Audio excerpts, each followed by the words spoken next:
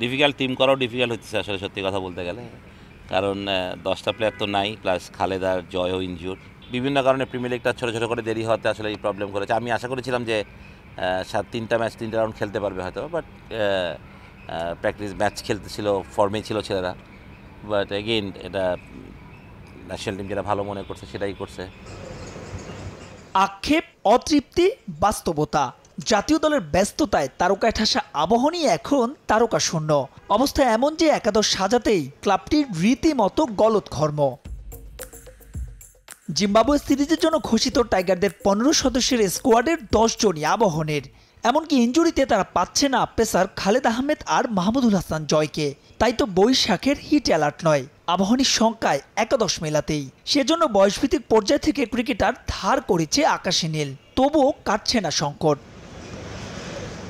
অথচ এ ম্যাচটি জিতলেই বিকেএসপিতে শিরোপা জয়ের উল্লাসে মাতত আবাহনী লিমিটেড। পরিস্থিতি এমন নয় যে হারলেও তাদের শিরোপা পড়ে যাবে শঙ্কার মুখে, তবে লিগের বাকি 3 ম্যাচ হারলে পুরো সমীকরণই যাবে পাল্টে। সেজন্য দুশ্চিন্তা তো একটা রয়েই যায়। বৈশাখে বাংলামি অফার 99 টাকায় 3 জিবি বাংলা লিংক। বিগ ম্যাচে প্রতিপক্ষ সাকিবের শেখ জামাল, যারা শিরোপার রেস থেকে ছিটকে গেছে আগেই। তবু ধানমন্ডির ডার্বির মর্যাদার লড়াই, ক্লাবটি প্রস্তুত পুচকে আবাহনীকে উড়িয়ে দিতে।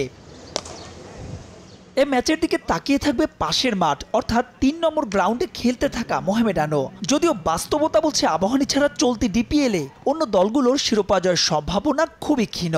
তবুও সেই সম্ভাবনা জিইয়ে রাখতে শাইনপুকুরের বিপক্ষে বড় জয়ে নিজেদের কাজটা সেরে রাখতে চায় মতিঝিল পাড়ার ক্লাবটি।